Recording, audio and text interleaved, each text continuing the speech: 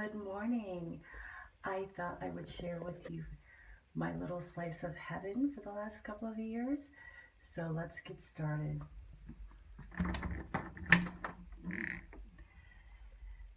I'm not sure how well the lighting will be today. It's been a weird day already, and it's only 9 o'clock in the morning. We've had rain, we've had wind, we've had sun. So I hope that I'm able to show you a little bit of my craft room today. So this is what you see when you first come into the room. It's a small room filled with lots of stuff. So I hope I don't make anyone dizzy or seasick with my camera skills, but here goes.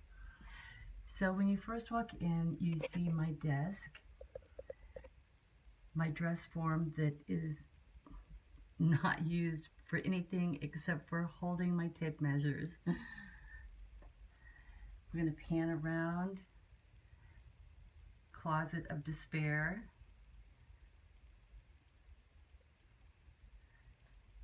This small cabinet holds my sewing machine when it's not in use and a lot of quilting supplies. So I can open up the drawer here. Quilting and sewing supplies. I'm not going to open each and every cupboard and cabinet, but just to give you an idea of what is inside. Down below, I have some old sewing machine drawers that I also keep most used supplies in, and very handy to get to. And we'll pan back up. Above that is a quilted wall hanging that my quilt group in the Middle East made for me before I left. And then on top of that, just some jars of pins and whatnot. Now if I back up and move over a bit, you can see my fabric cabinet. On top, I just house some bits and pieces. My most prized possession, my mother's Singer featherweight sewing machine that my dad bought for her the first year they were married, and it is still in very good working order.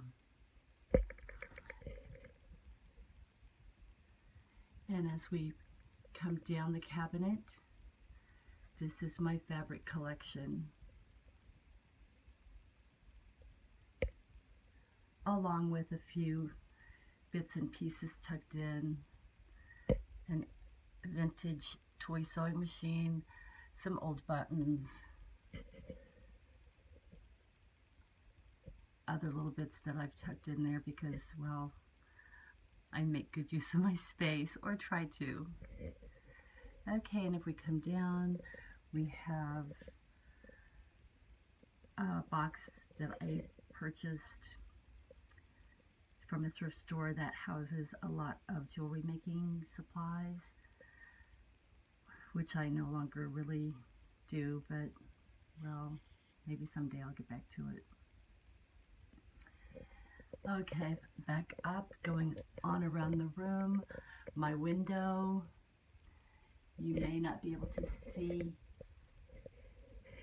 up top. Let me see if I turn this back up because of the lighting situation today. I don't think you're going to be able to see it, but I'll have it on here for a moment anyway. Those are jars of buttons on top with the shelf. We come down the window, and again, I try to make use of every bit of space that I have. So down here I have more buttons, scissors, more buttons, more scissors, and more buttons. Coming on around the room, I'll give you a quick overview here if I can. There is a chair that I used to stitch in a lot in here, but recently I found myself in the living room stitching, but I do still sit in here and stitch occasionally. A wall hanging that I made years ago, and then a wall of a few stitch pieces. And let me see if I can get in closer. On this side, on the top left, the top one is, I believe that's by the Needle and I, called Seasonal Sampling, the spring version. Then that one may be a familiar one to some of you. It's by Blackbird Designs, Gathering Basket. And this one, I can't remember where that one is from. Sorry, don't remember. The larger one in the middle is Ann Horton Sampler, and that came out of a McCall's Needlework and Crafts, like back in maybe 1990 or so. And I believe I stitched that one, yes, I can see 1993. Below that, I have 3 very small pieces done 1/1. The one on the left is called Solitude, and that's by the Dancing Needle. The one in the middle is just like a motif sampler by Fancy Work in Miniature. And the one on the right was a free one from Dancing Needle, and I think that one was called September Song. Then I have my thimble collection that was my grandmother's. Most of them, there's a couple in there that were not. The ceramic ones were not. All the others were my grandmother's, and I was lucky enough to get those passed to me. Then over on the right hand side at the top, we that's another one that I'm not sure who the designer is, but it looks very similar in colors to the other one that I can't remember. So they may have been out of the same booklet. Then the one in the middle is by Sheepish Designs. Oops, sorry. And the one on the bottom is a mini teaching band sampler by the Drawn Thread.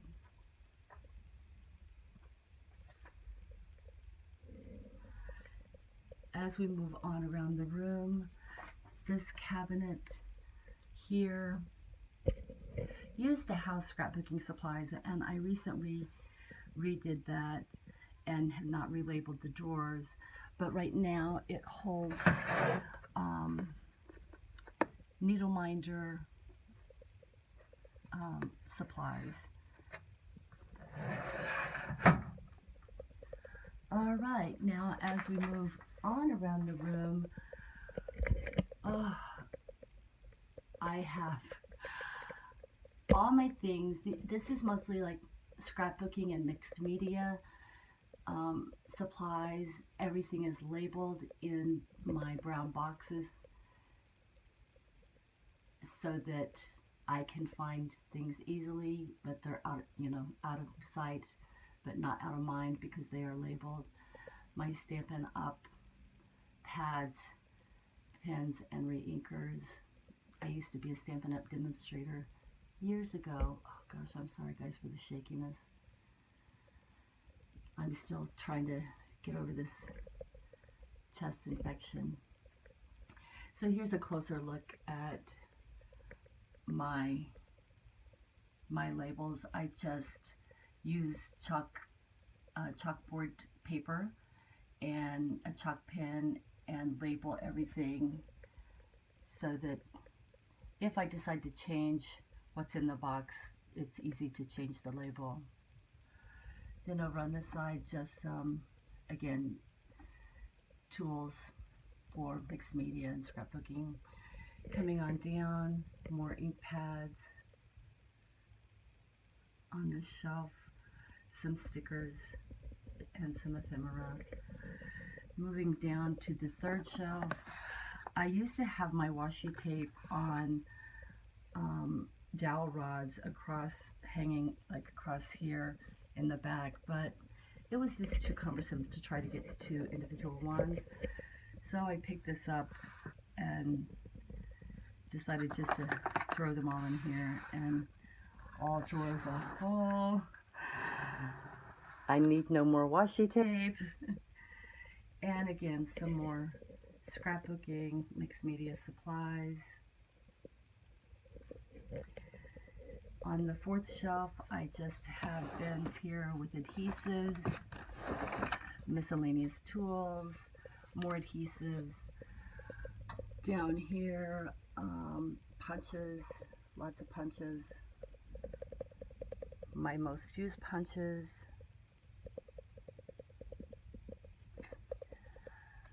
Just some various papers and supplies in that one.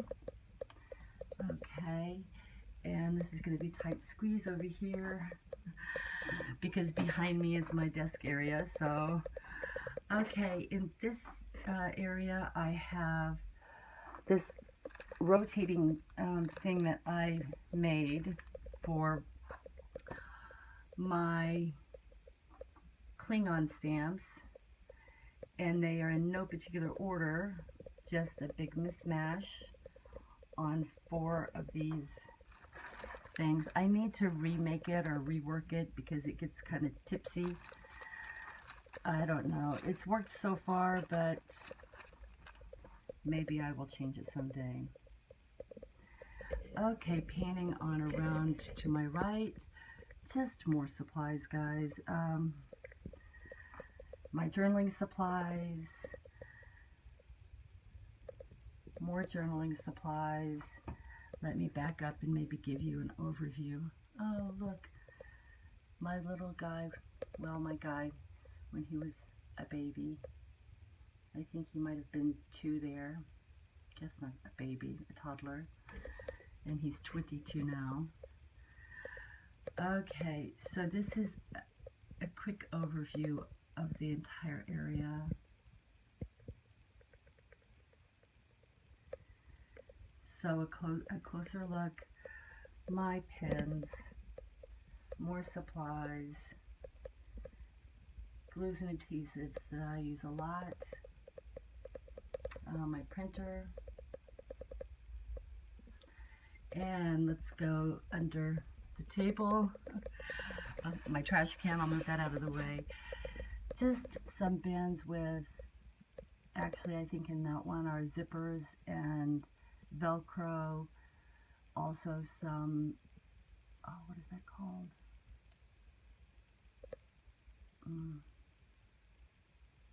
Batting, the thin batting. And then in the bottom one, I think those are some Tim Holtz doodads for mixed medium. And this is part of my paper collection. I have my regular 8.5 by 11 on the top and my 12 by 12 on the bottom. Over on this side, down in the dark, a couple more bins just housing miscellaneous stuff.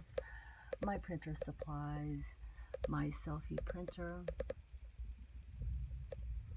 And now let's move on along the wall.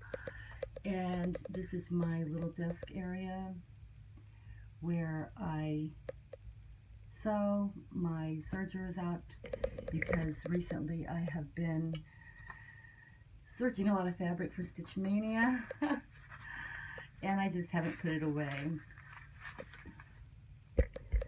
My cutting mats. Okay, moving on back around the room. Let me see if I can just give you some sewing boxes, some small quilts that I have made or have been gifted to me, my yardstick collection,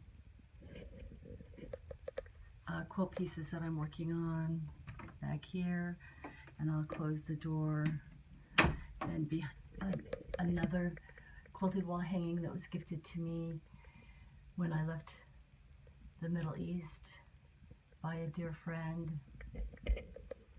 And here's just another small shelf that houses miscellaneous bits and pieces.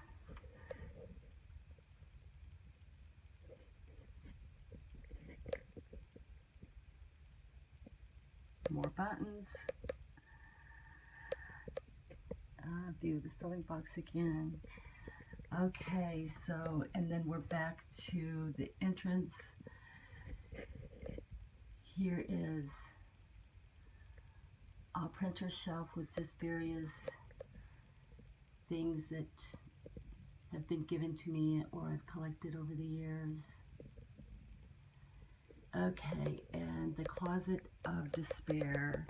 Let me go in here and we'll be brief in here. This is where I put my ironing board when it's not in use. We'll start at the top again, just excess supplies that are not used frequently, but again labeled so that I know where to get what I'm looking for. More sewing supplies, some vintage trims up in that bin.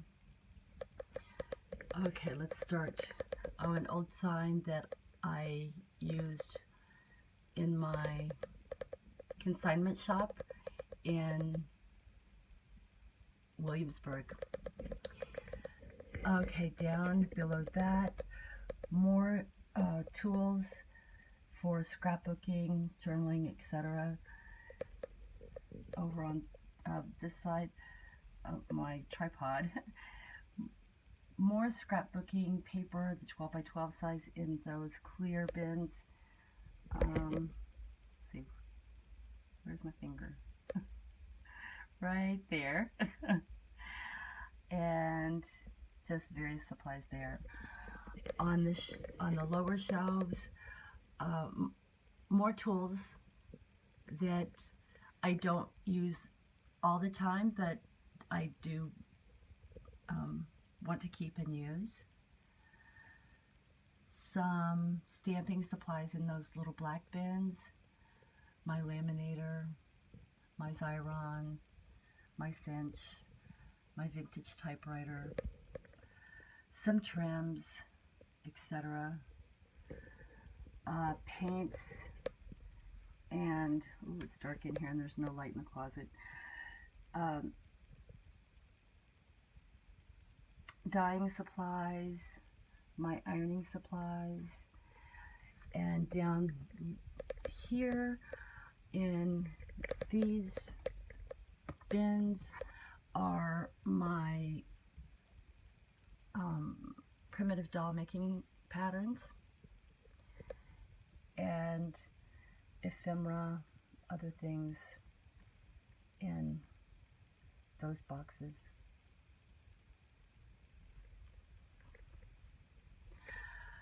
Okay, so that basically concludes my tour. I'm sorry, it's kind of brief. I'll come back and explain more later in the next clip. Thank you all for watching though, and I'll be right back. Hello again, and welcome back.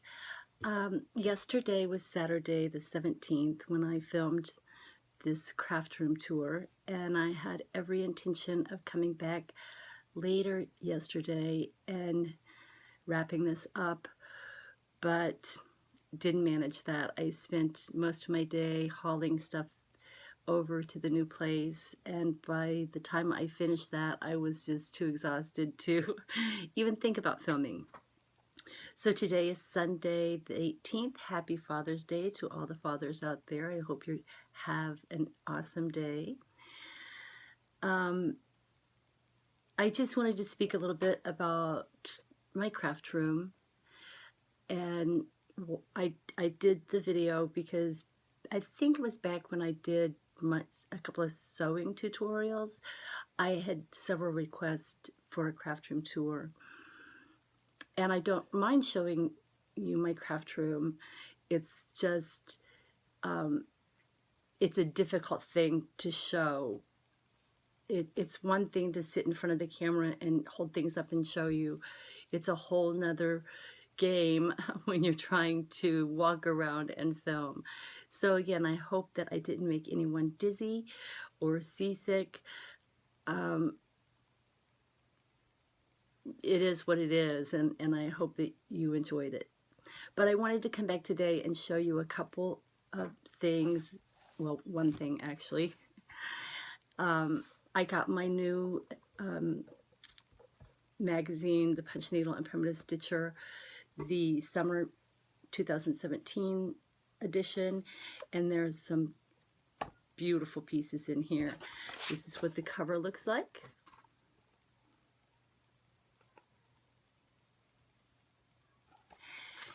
And I've picked out several already that I am in love with. The first one is called American Primitives by Teresa Kugo. I think that's how you say her last name. And it's a full coverage piece. Look at that. That is a must stitch piece for Americana lovers. I'm going to show you mostly just the cross stitch pieces in here, because this is floss tube, right? Okay, the next one I want to show you is by Little House Needleworks, and it's called The Two Shall Become One.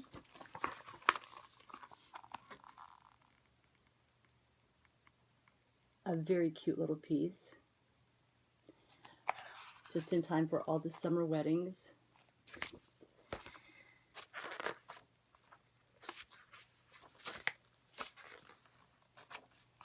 The next one is called Picking Up Fruits, and this is by Barbara Anna Designs. Another adorable one.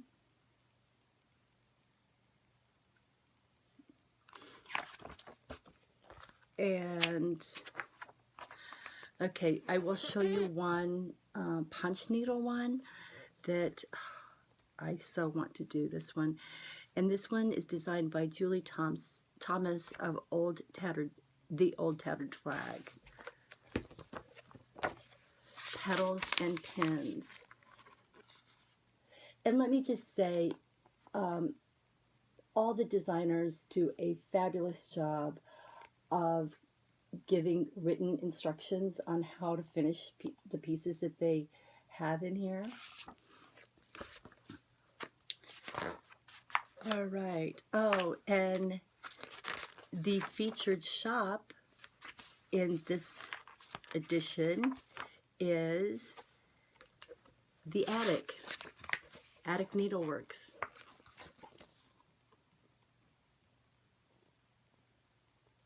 Do you know what would be really great? Is to take a road trip and go to all the great needlework shops across the United States. A tour, a needlework shop tour. Okay, somebody needs to set that up. Make it during the summer though, so I can go. The next one is called Strawberries for Me, and oh my goodness, I'm going to I apologize. I think the designer's name is Julia Manfredini. I will show you. I'm sorry if I've messed that up, Julia. Or what? It's beautiful. And this is the name, if you can see, of the designer. Strawberries for Me is the name of the design. Cute in that little shaker box. And the last one I'm going to show you is called Americana, and it's by Deb, is it Jochim? Jochim.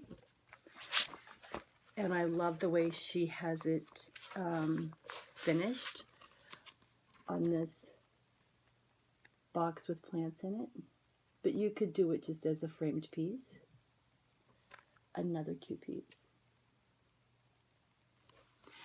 So that is it for the cross-stitch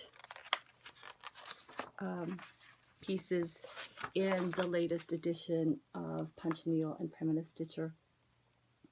There are lots of punch needle pieces in there that are cute, but again, this is floss tube, so I'm just going to show mostly the cross stitch.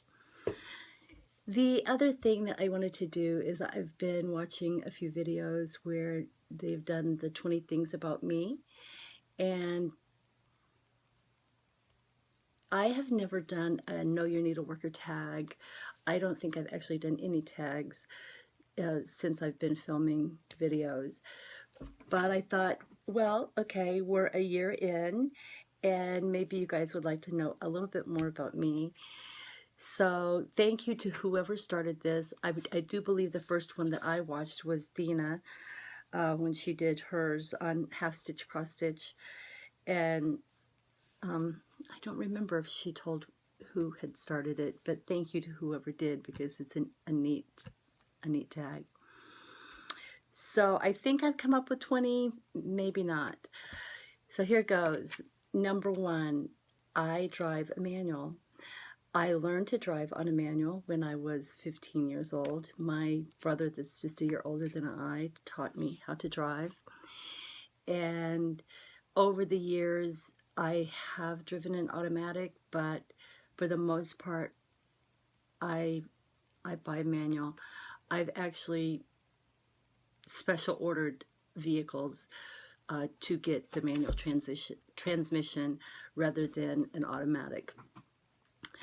I just like driving a manual. All right, number 2, as I think I've probably mentioned before, I have moved house 37 times in my life. I did live with my parents in the same house from the time I was 4 until I was 17. And since I moved out when I was 17, that's when the majority of my moves have occurred. And I've loved every place that I've lived. I can't pick a favorite. I have lived in multiple states within the United States. I have lived in 4 different countries. And I don't know, what can I say? I like the experience of new places. And if I am hard pressed to say where has been my favorite, I can't give you a favorite, because there has been something that I have loved about every single place that I have lived.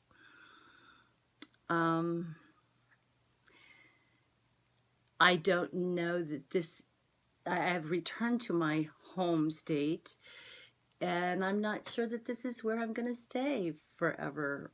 This is not my forever place. I don't know. We'll see. I grew up in rural America. I loved that. But we'll see. Okay, something that drives me absolutely insane is the sound of vent fans. I don't know why, but like on your stove, if you have to turn the vent fan on, I cannot wait to turn it off.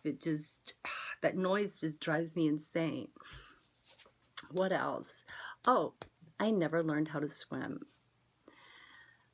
My mother was deathly afraid of water, and therefore she kept us children away from the water. And so when I had children on my own, I'm not deathly afraid of water. I will get in the water as long as it's not over my head.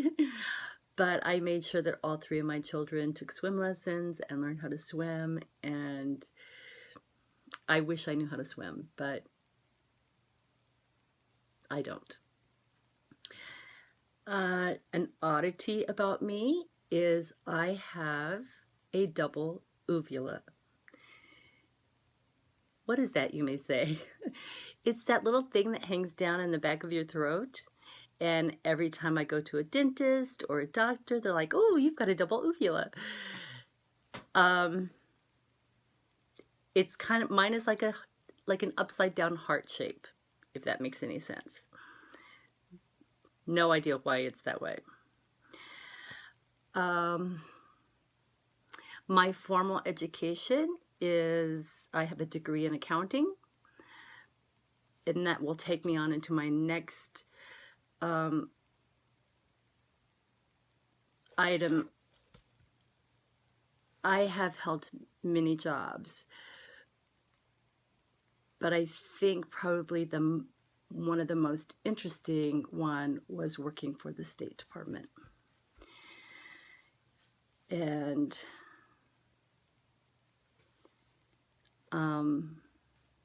I would return to that in a heartbeat. Okay. Oh, I have survived a tornado. I have survived 2 hurricanes and an earthquake. Have never been in the unfortunate situation to be in a mudslide or a forest fire. Thank goodness.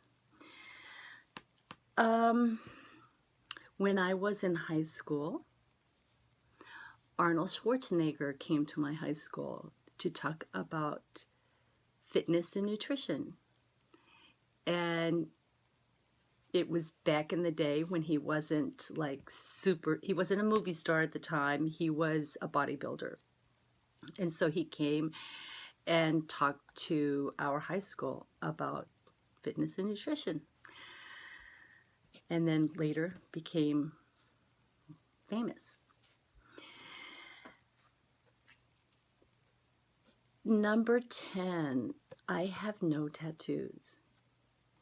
It isn't that I don't like tattoos. I've seen some very beautiful ones. To me, it's a work of art. But there's 2 reasons I have no tattoos. Number 1, I think it would hurt. But mostly because I can't commit to something like that. Because yes, I might like it today, I might not, I might like it next year, but my thought process is, will I like it in 5 years or 10 years or 20 years? And I just can't commit to that. But all 3 of my children have tattoos. There's nothing wrong with it. I just can't commit. Oh, what's next? I love food, and I will try anything once. I don't have a favorite food. That takes me to the next point. If you ask me what's your favorite color, what's your favorite food, your favorite movie, your favorite song, I don't have favorites, because there's so much that I like and enjoy that it's very difficult for me to choose a single favorite of anything.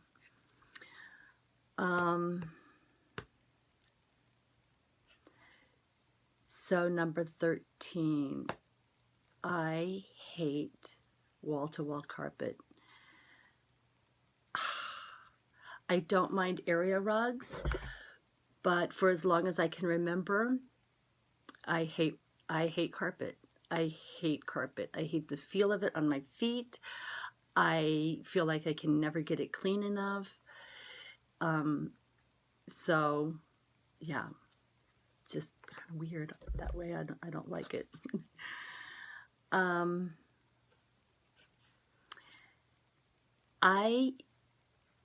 If you've watched any of my videos, you know I have this affection for antiques, vintage style things. And I think the reason that is because from a very young age, I always felt like I was born at the wrong time, in the wrong era. I think even as a child, I was an old soul in a young body. And I still feel that way. I feel like I belong in a different time. I don't know.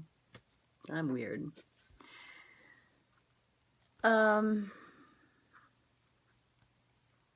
You also may have noticed I am hyper organized.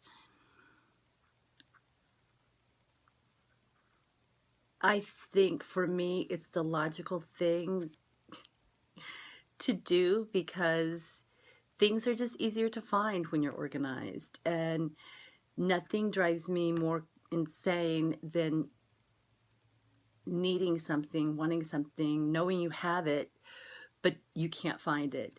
And so it's more an effort of being able to locate what you're looking for quickly and not wasting time hunting for it. So I don't know. My children think I'm OCD on that, but as you know, they will come to me, they will need something or want something. Mom, do you have? And I can walk right to a location, pull it out, and they're like, oh, thanks. So, um, what are we on, number 16 maybe? I have a single huge pet peeve, and that is people who do not have a good work ethic. I'm not going to say anything else about that. Just, yeah, okay. Number 17, I am the baby of the family and the only girl. Enough said about that too. I had a very good childhood. I was very blessed, and I had very good parents. My least favorite household chore, one that I will avoid, going to the grocery store. I hate it. I hate it. I will go hungry in an effort to not go to the grocery store. I just, I don't know. I even make a list, but I try to get in there and out of there as fast as I possibly can. I don't know. I like eating. I just don't like having to go buy this stuff to cook. Okay, number 19. I love to read. I read all sorts of genres. I go through these little phases: true crime, fantasy. I went through historical romance phase. Unless I'm learning to read, I will read a book. I will enjoy that book. I will get emotionally wrapped up in that book. I laugh, I cry, everything in between. But when the book is finished, I dump that. It's just pure pleasure, entertainment. And when it's finished, it's finished. And because I read, enjoy, and dump, there have been many times that I have picked up the same book twice. And I will get a short ways into it the second time and go, oh, I think I've read this one before. And it's the same way about films. My children will say, hey, Mom, have you seen? And I'm like, no, I don't think I've ever seen that. And then they start talking about it a little bit. And I'm like, oh, maybe I did watch that. Because I'm the same way. I'm watching it purely for pleasure. And in my mind, there's no reason to keep that information in this small brain of mine. So I watch, I enjoy, and I dump. Same thing with songs. I love music. I can't tell you, for the most part, the name of the song or the artist. There are a few that I might recognize, but for the most part, nope. I just enjoy it while it's happening and then move on. And number 20, how did I learn to stitch? When I believe it was either kindergarten or first grade. This was back in the day when the teacher drew names for the students, and you exchanged Christmas gifts. And for one of those years, my Christmas gift from a friend was a stamped cross-stitch piece. And I remember opening it up and getting so excited. All those beautiful, colorful threads were in there, and all these little X's were stamped on a piece of fabric. And I took it home, and my mom explained to me how to do it. And I spent all of Christmas vacation working on it. And somehow, somewhere over the years, it went missing. I wish I still had it, but I don't. It was kind of a home sweet home piece, and I would love to have that in my home now, but it's long gone. So I did that, and then I did many crafts over the years, a lot of embroidery, latch hook. Ugh, I can't stand that now, but as a child I loved it. And I didn't pick up cross stitching again until I was 20, and I've pretty much stitched ever since. There were a few years when my children were very little that I kind of pushed it to the back burner because of time and commitment to my children. But yeah, it has been my standard go-to craft all these years. I've done many other things in between, but I always return to cross stitch. So that's a little bit about me. I hope that maybe you feel like you know me a little bit better now.